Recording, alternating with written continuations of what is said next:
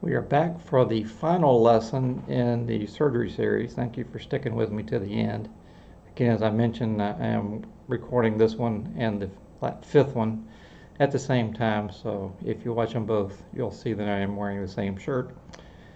They're both shorter lessons than the other, so I did put them both together so that you guys could watch them together at the same time after we have our little get together on Facebook as a class. For those who aren't in the class and are watching these, just what you can watch it, of course, whenever you want to. Of course, you're at the last one. Yeah, you're done. So again, this is going to be it's going to be a unique lesson. So I'm going to ask you to be sure to listen to the whole thing.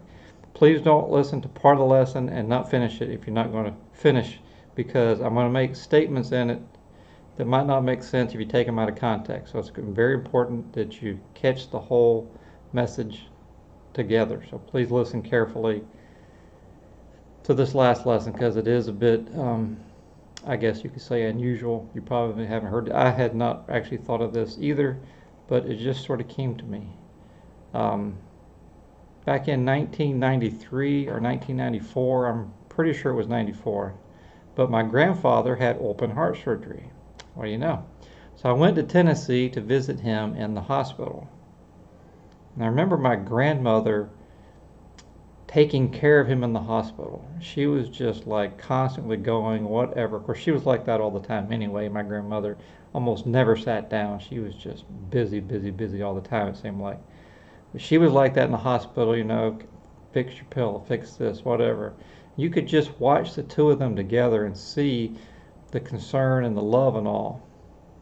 And I remember I walked out into the hallway and I thought to myself, what would it be like to go through heart surgery like this alone? Yeah, good one, huh? I had no idea that I would get to find out for myself in 2020. Who would imagine having open heart surgery and not getting to have visitors? So at that time, Lisa and I had been dating for less than a year. I remember I was considering asking her to marry me. I knew I loved her. I didn't doubt that, but I was a little apprehensive about marriage. It's for life, right? And I couldn't help but think, well, what if we change? What if the person does something and becomes somebody that you don't like or something? Then, it's like, oh. So that was my fear. It wasn't who it was just, well, what if something happened? So I was hesitant. But I also couldn't imagine being alone for the rest of my life. And I knew I wanted to be with her. And it was out in that hallway that my desire for the love I saw in my grandparents overcame my fear of marriage. So fast forward to 2020. So since we've been married, which has been almost 26 years in October, during that time, there's only been 2 times that Lisa and I have been apart for maybe 10 days or so. One time I went on a business trip to Louisiana. I was with some other people from the company, so I went down there by myself. There were 2 or 3 others down there. And the other time was, 2012, when we took a church trip to Nicaragua. But then I had Todd and Tommy, I'll just say first names, were also there. Todd knew about my heart condition, and so he said he'd watch out for me even though it was hot, and he knew, and he was going to take care of me and everything. So, Lisa was pretty comfortable with that at least. But now we find myself in the hospital for 10 days. Of course, we didn't know it was going to be that long to start with. Lisa can tell you about the trauma of just dropping me off at the door, curbside service, just kicked me to the curb, and leaving me not even be able to walk inside. I don't know, it's just, I can't imagine her feeling. But again, I was feeling all right, because remember I had that arrogant faith we talked about. You go back to lesson 1. So here we are separated. Lisa's feeling the same separation anxiety that I was feeling. She did have Greg for support, but they were both stressed. And sometimes I think the patient has it easier because at least you know what's going on. My situation was far from pleasant, but I wasn't at least in the dark, whereas she had trouble getting people to call her back and it was not easy. Wondering, imagining the worst, I imagine. Especially when she knew I was having trouble. When you hear the anxiety and pain in your spouse's voice, right? So add in the drama of the 2 heart surgeries, 10 days in the hospital. It was, let's just say it was stressful for both of us, right? In the lesson Total Dependence, I made a statement. It said, if things had gone smoothly in the hospital and Lisa had been with me, then I believe that I would have missed a special encounter with God, a special miracle. I think about that, and I've thought about it since then, and even then, probably more since then. Even if I'd have gone through all the problems with the extra surgery, if Lisa had been there, I still just don't think that I would have reached all the stuff that I got in all these lessons since now, learning about total dependence, reaching the end of myself, because I'd have had her to lean on. So that leads me to the $1 million question. Again, this kind of tries to sum up a lot of things we've talked about so far, but with one specific topic in mind. But leads me to that $1 million question. If somebody people ask me this, if I had to do it all over again, would I have waited until Lisa could have stayed with me? If we'd have waited until the restrictions had been lifted, I mean, I could have waited. I wasn't on death's door or something. Of course, I was in worse shape than I realized, but I wasn't in imminent danger. I could have waited. Would I have waited? Knowing now, if I had known then what I know now, would I still do the thing? And part of me says, yes, I would wait, because that was extremely painful experience for both of us and for Greg. You think, man, that just added a new layer of difficulty to the situation. If you could take the chance, you had the chance to do it over again and take that out, of course you would, right? I mean, who wouldn't take that out if you could eliminate the problem, knowing that it wasn't going to be as simple as I thought? But then the other part of me says, what I just said a minute ago, if she was there, I wouldn't have learned total dependence on God by reaching the end of myself, because we would have relied on each other. Solomon shares some wisdom in Ecclesiastes. You know, Ecclesiastes, he's searching for the meaning of life. He's kind of bouncing back and forth.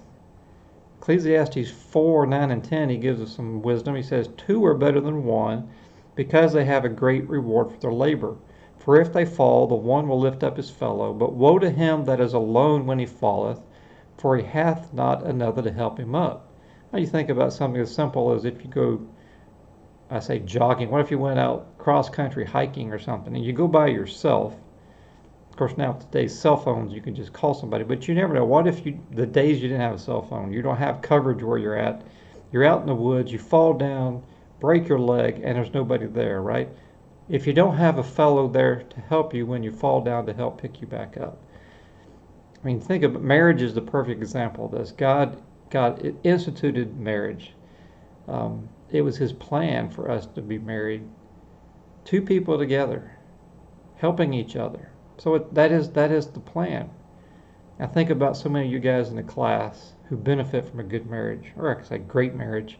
I know many of you have been married 40, 50. I think we have people that have actually hit 60-year anniversary. We just had a couple in our church that hit 50 here recently. 50 years married. But you learn to rely on each other, right? Even if you don't even think about it, you might even like bicker or argue, and you think you don't even get along. I don't know. But when it comes down to it, we rely on each other. And sometimes we don't realize how much until a problem comes up. I think about a couple that I know. I won't say any names again. But the wife had cancer. And it was very obvious when you saw the husband that he was troubled. I mean, he just wasn't his normal self. And of course, this went on for a long time. Cancer, of course, is a very long sort of thing to battle through. And he just was down, but you could tell he was concerned about his wife. A genuine concern, love and concern for his wife. And when she got better, man, I mean, talking about a happy guy, you could just tell. And now, I love seeing the two of them together because it's just so evident how much they love each other. Sometimes you go through these tough times and you realize how much the other person means to you. And then you realize how much you rely on them. Sometimes we don't even realize how much our spouse means to us until they're gone. We have those in our class whose spouse has already passed on. You don't even realize until then some of the little things that you just relied on them for, just the small stuff. Doing the checkbook. I mean, there are all kinds of things that we rely on, and you don't even realize it until the person is not there anymore. Solomon goes on to say in Ecclesiastes 4:12, and if one prevail against him, two shall withstand him, and a threefold cord is not quickly broken. Now, I've been to many marriage conferences, and this verse almost always comes up. It's referred to in marriage that God as the third person in the cord. That when you have a marriage, the husband, the wife, and then God is in the middle of it, and you put the three together, it makes it so much stronger. When God is in our marriage is so much stronger. Of course, I'm talking to you guys who are coming to church all the time, obviously, and you probably learned this by now. And I can't even think about the whole thing about worrying about your spouse changing, because we all change, isn't that the reality of it? But you know what? If we're both trying to become more like him, then even though we change, we should be becoming more alike and better anyway, if we're letting God work in our life in the first place. So you're probably sitting there thinking, okay, I'm convinced that my wife or my husband is important to me and that I rely on them. What exactly is the lesson that you learned then? Now here it goes. Please listen carefully again. It is God's plan for us to rely on our spouse. God put them there to help us. Relying on your spouse is perfectly normal, and that's what we should do. But it is also God's plan for us to rely on him. Now here's the thought. Catch this one thought, and of course, don't miss the rest, but this one thought. It is not God's plan for us to rely on our spouse so much that we don't need to rely on him. There's a real risk involved here. Our spouse can become our first line of support instead of God. When our spouse can't handle the problem, when we go to them and they can't fix it, then we go to God. I can't but think that is similar to the arrogant faith idea. But instead of saying, I can do it, it becomes, oh, we can do it. There's so many things that we go through in life, and we go through them with our spouse, but if we're not careful, we can manage through it and not rely on God. Again, yes, we should rely on our spouse. They are a gift from God. He who findeth a wife findeth a good thing. However, we should first put our trust in God. It will make things so much easier when the situation comes up and our spouse can't help. Or maybe if our spouse is gone. I can't help but think about if your marriage is such that it's always just been you and your spouse. Maybe you go to church, but God is not actually part of your life and the center of what you rely on. Then when your spouse is gone, your world totally evaporates. If you haven't learned to lean on him in the middle of stuff. I think about being in the hospital. Again, if Lisa had been there, I just believe that we could have made it through without truly relying like I should have on him. I just feel there's that risk that if we're not careful.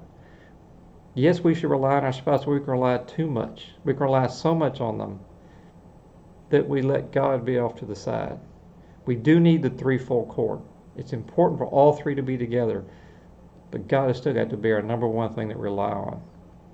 I want to thank you for listening to the 6 lessons that I did learn during my surgeries and hospital stay.